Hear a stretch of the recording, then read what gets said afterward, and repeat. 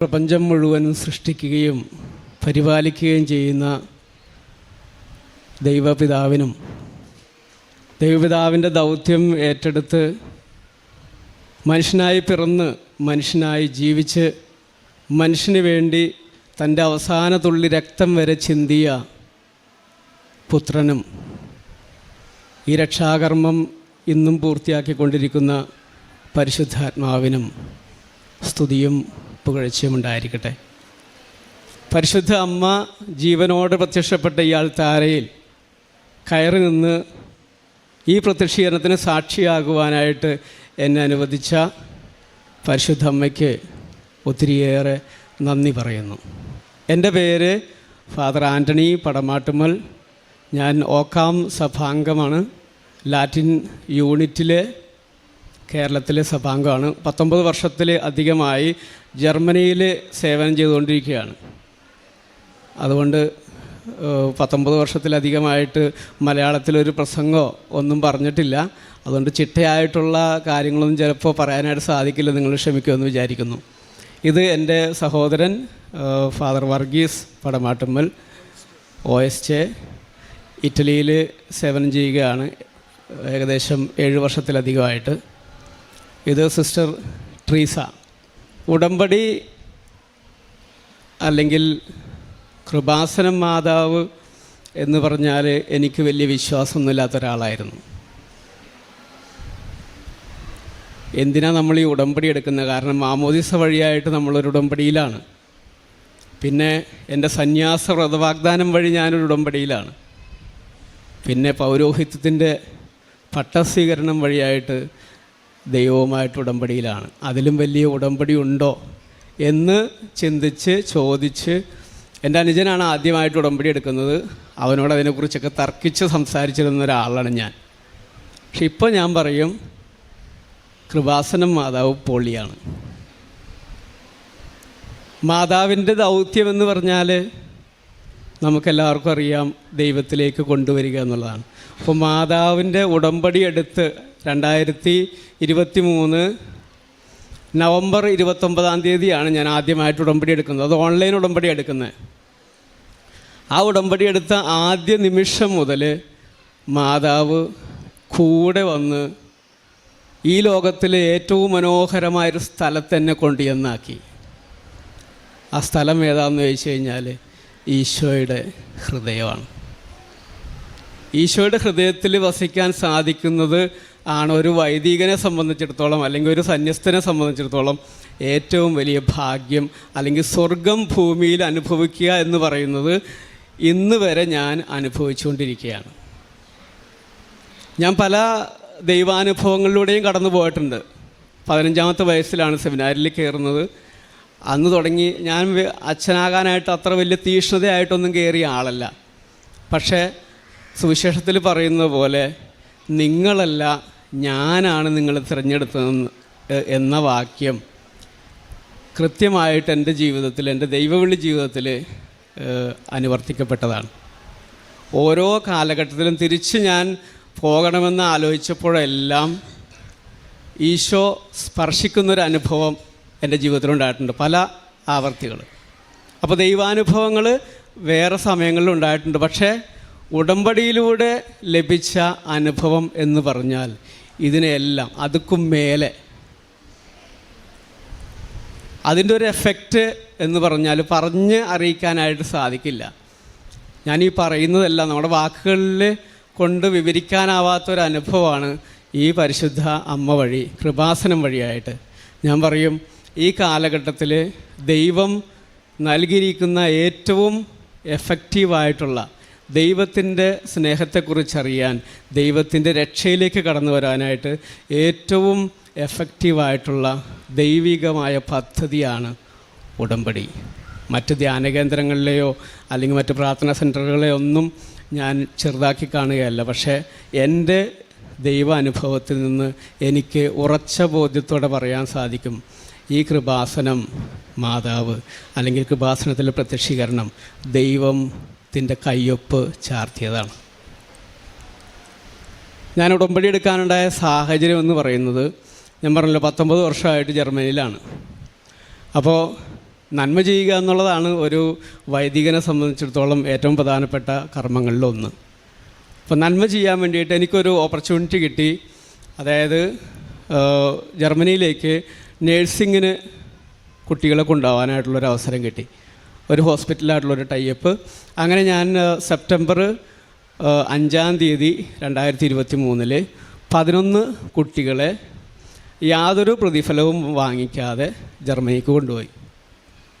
അപ്പോൾ അവർ B2 ഒന്നും പാസ്സാകാതെ language qualification ഒന്നും ഇല്ലാതെയാണ് കൊണ്ടുപോയത്. ഞാൻ അവരോട് പറഞ്ഞ് എല്ലാം സെറ്റ് ചെയ്തൊക്കെ കൊണ്ടുപോയതാണ്.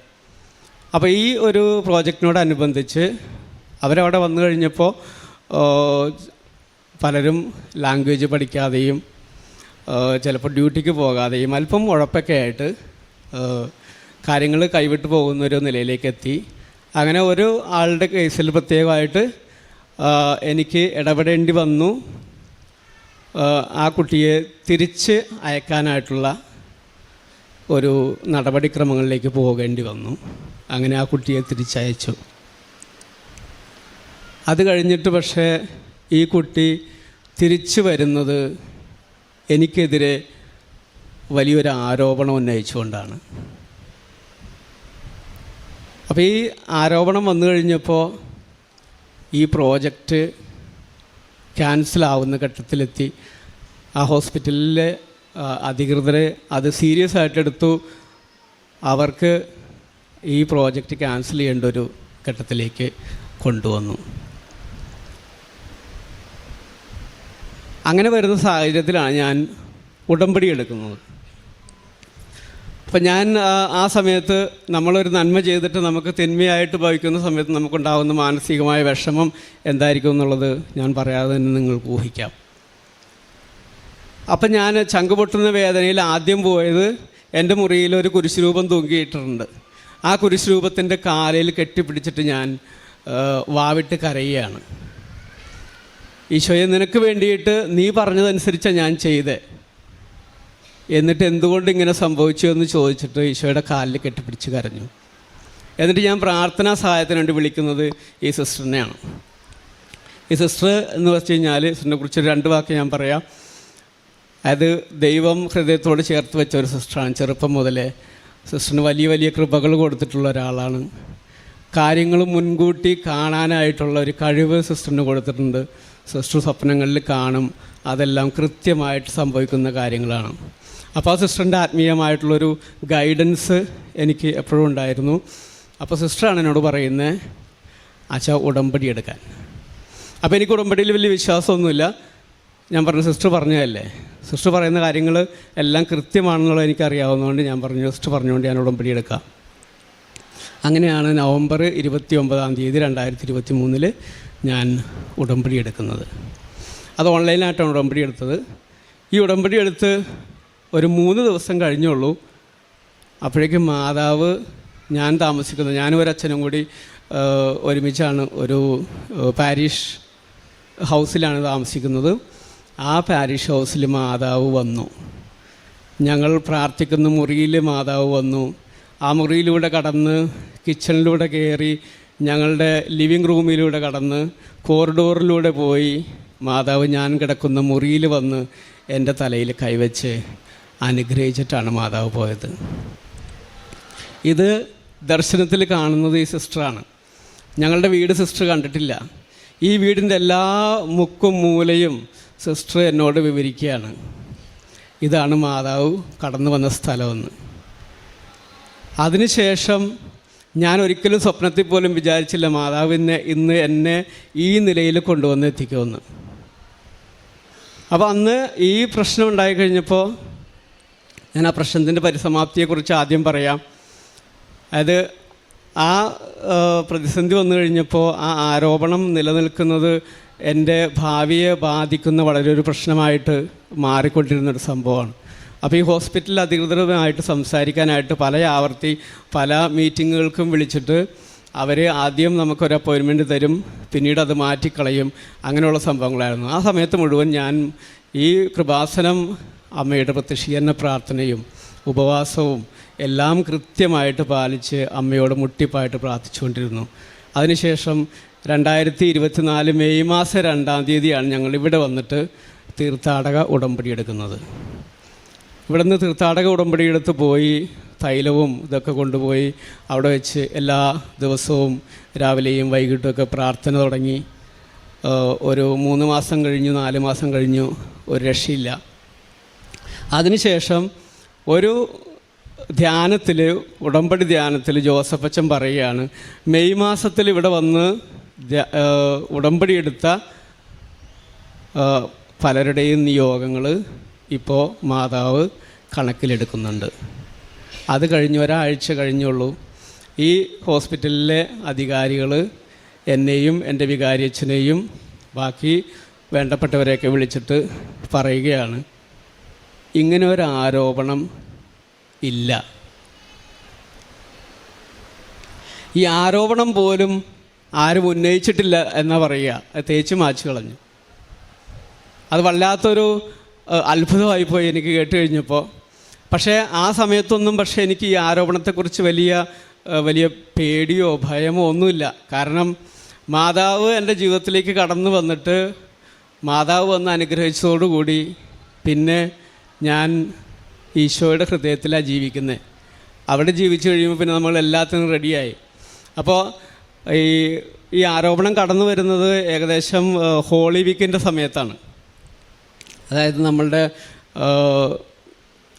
പാൽം സൺഡേ എന്ന് വെച്ച് കഴിഞ്ഞാൽ ഓശാന ഞായറാഴ്ച തുടങ്ങിയുള്ള ആഴ്ചയിലാണ് ഈ ആരോപണം വരുന്നത്. അപ്പോൾ എനിക്കതൊരു ശരിക്ക് ഒരു ഈശോയുടെ പീഡാനുഭവവും കുരിശുമരണവും ഒക്കെ അതിൻ്റെ ഒരു ചെറിയൊരു അനുഭവം ഈശോ എനിക്ക് തന്നതാണ്. പിന്നീടാണ് എനിക്ക് മനസ്സിലായത്, ഇത് ജോസഫച്ചൻ പറയുന്ന പോലെ വില കൊടുപ്പിച്ചതാണ് എന്നെക്കൊണ്ട്. ഈശോയുടെ കൃപകൾ തരാനായിട്ടുള്ള വില കൊടുക്കാനായിട്ട് ഈ അനുഭവത്തിലൂടെ ഈശോ എന്നെ ഒരുക്കി. ആ വില കൊടുക്കലിലൂടെ ഈശോ എൻ്റെ ജീവിതത്തിലേക്ക് കടന്നു വന്നു. അതിനുശേഷം സിസ്റ്റർ വേറൊരു സ്വപ്നവും കൂടി കണ്ടു. ഞാൻ ഒക്ടോബർ മാസം 11-ാം തീയതി മുതൽ 18-ാം തീയതി വരെ ജർമ്മനിയിലൊരു ധ്യാനത്തിൽ പങ്കെടുത്തുകൊണ്ടിരിക്കുക.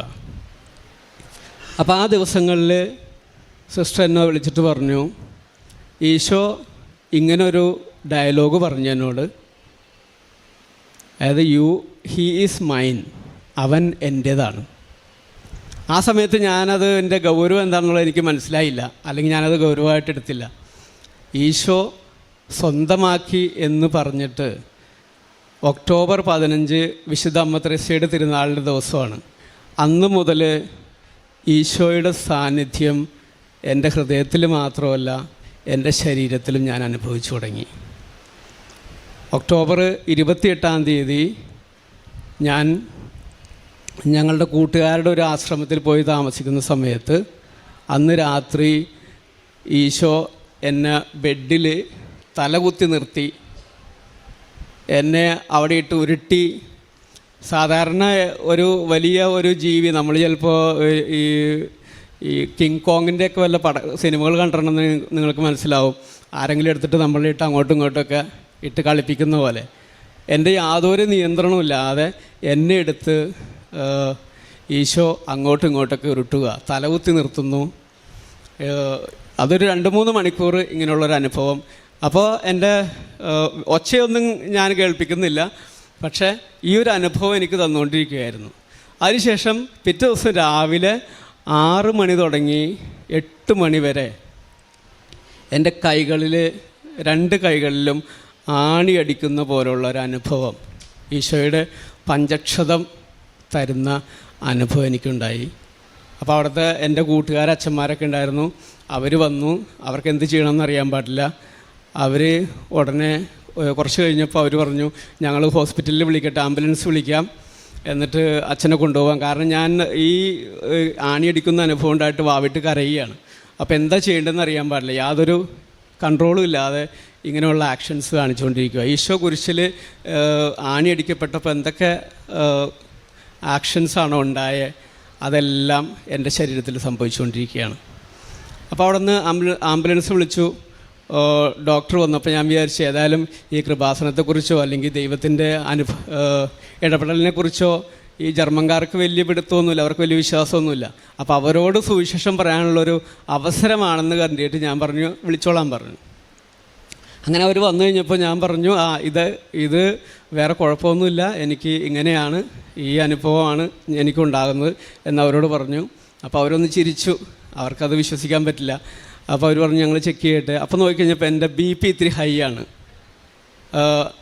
എന്നിട്ട് അവർ പറഞ്ഞു അപ്പോൾ BP ഹൈ ആണ്, ഇത് ഇത്തിരി പ്രശ്നമാണ്, അച്ഛന് മിക്കവാറും ഹാർട്ട് അറ്റാക്കിൻ്റെ പ്രശ്നമുണ്ട്, അതുകൊണ്ട് നമ്മൾക്ക് ഹോസ്പിറ്റലിലേക്ക് പോവാം, അച്ഛനെ ഹോസ്പിറ്റലിലേക്ക് കൊണ്ടുപോകാമെന്ന് പറഞ്ഞാൽ എൻ്റെ ഹോസ്പിറ്റലിലേക്ക് കൊണ്ടുപോയി അവർ ചെക്ക് ചെയ്ത് കഴിഞ്ഞപ്പോൾ എൻ്റെ ECGയിൽ ഒരു വേരിയേഷൻ ഉണ്ട്. അപ്പോൾ അവർ ഉടനെ വിധി എഴുതി, ഇത് ഹാർട്ട് അറ്റാക്കാണ്, അച്ഛൻ ഒരു 20 മിനിറ്റ് പോലും ജീവിച്ചിരിക്കില്ല, ഞങ്ങൾക്ക് ഉടനെ തന്നെ ആൻജിയോഗ്രാം ചെയ്യണം. അപ്പോൾ ഞാൻ പറഞ്ഞു അതിൻ്റെ ഒന്നും ആവശ്യമില്ല, കാരണം എനിക്ക് എന്താണ് അനുഭവം എന്നുള്ളത് എനിക്കറിയാം. അപ്പോൾ നിങ്ങൾ വെറുതെ ഇത് ട്രീറ്റ് ചെയ്ത് എനിക്ക് വേറെ എന്തെങ്കിലും കുഴപ്പമാക്കണ്ട എന്നുള്ള രീതിയിൽ ഞാൻ അവർക്ക് ഒപ്പിട്ട് കൊടുത്തു. എന്നെ ട്രീറ്റ് ചെയ്യേണ്ട ആവശ്യമില്ല, ഞാൻ മരിക്കുകയാണെങ്കിൽ മരിച്ചോട്ടെ എന്നുള്ള രീതിയിൽ ഞാൻ ഒപ്പിട്ട് കൊടുത്തു. അത് കഴിഞ്ഞപ്പോൾ സിസ്റ്റർ ആ സമയത്ത് എന്നെ വിളിച്ചായിരുന്നു. അപ്പോൾ സിസ്റ്റർ പറഞ്ഞു ചിലപ്പോൾ ഈശോ കാണിക്കണമായിരിക്കും, അച്ഛൻ എന്താണ് അവർ ട്രീറ്റ് ചെയ്യണമെങ്കിൽ ട്രീറ്റ് ചെയ്യട്ടെ, ആൻജിയോഗ്രാം ചെയ്യാനായിട്ട് സമ്മതിച്ചോളാൻ പറഞ്ഞു. അങ്ങനെ ഞാൻ അവരോട് സമ്മതിച്ചു. അവർ ആൻജിയോഗ്രാം ചെയ്തു കഴിഞ്ഞപ്പോൾ അവർ പറഞ്ഞത് അച്ഛന് തീർച്ചയായിട്ടും അച്ഛൻ്റെ ഹാർട്ടിന് ബ്ലോക്ക് ഉണ്ട്, എല്ലാ ലക്ഷണങ്ങളും കാണിക്കുന്നതാണ്. പക്ഷെ ഇത് ചെയ്തു കഴിഞ്ഞപ്പോൾ അവർ പറയാ യാതൊരു കുഴപ്പമില്ല. അപ്പോൾ ദൈവം എൻ്റെ ജീവിതത്തിൽ കൃത്യമായിട്ട് ജീവിക്കുന്ന ദൈവമാണെന്ന് കാണിച്ചു തരുന്ന ഒരു അനുഭവത്തിലേക്കാണ് ഈ ഉടമ്പടി വഴിയായിട്ട് എന്നെ കൊണ്ടുചെന്നെത്തിച്ചത്. ചെറുതും വലുതുമായിട്ടുള്ള ഒത്തിരി അനുഭവങ്ങൾ, ഭൗതികമായിട്ടുള്ള അനുഭവങ്ങൾ എൻ്റെ ജീവിതത്തിലുണ്ട്. പക്ഷെ അതൊന്നും നിങ്ങളോട് പങ്കുവയ്ക്കാനായിട്ട് ഞാൻ ഈ വേദിയിൽ ആഗ്രഹിക്കുന്നില്ല. കാരണം നിത്യതയിലേക്കാണ് നമ്മളെ ഈ ഉടമ്പടിയിലൂടെ ദൈവം വിളിച്ചിരിക്കുന്നതെന്ന് ജോസഫ് അച്ഛൻ്റെ ഉടമ്പടി ധ്യാനങ്ങളിൽ എപ്പോഴും പറയാറുണ്ട്. അതുതന്നെയാണ് ദൈവം ആരാണെന്ന് എന്നെ കൃത്യമായിട്ട് ബോധ്യപ്പെടുത്തി തന്ന ഉടമ്പടിയാണ് ഇന്ന് ഞാൻ ജീവിച്ചു കൊണ്ടിരിക്കുന്നത്. ഈ വലിയൊരു അനുഭവം എൻ്റെ ജീവിതത്തിലേക്ക് തന്ന പരിശുദ്ധ അമ്മയ്ക്കും തിരുക്കുമാരനും ദൈവപിതാവിനും പരിശുദ്ധാത്മാവിനും കോടാനുകോടി നന്ദി പറഞ്ഞുകൊണ്ട് ഞാൻ എൻ്റെ സാക്ഷ്യം അവസാനിപ്പിക്കുന്നു. കാരുണ്യപ്രവർത്തികൾ, അച്ഛന്മാരെപ്പോഴും കാരുണ്യപ്രവർത്തികൾ ചെയ്യുന്നവരാണ്, അത് പ്രത്യേകിച്ച് പറയേണ്ട ആവശ്യമില്ല. എന്നാലും ഞാനൊരു 200 കുട്ടികളെ പഠിപ്പിക്കാനായിട്ട് 10 വർഷമായിട്ട് 200 കുട്ടികളെ ഞാൻ പഠിപ്പിക്കുന്നുണ്ട്, ഇപ്പോഴും പഠിപ്പിച്ചുകൊണ്ടിരിക്കുന്നുണ്ട്, അവർക്ക് പഠിക്കാനുള്ള സഹായം ചെയ്യുന്നുണ്ട്.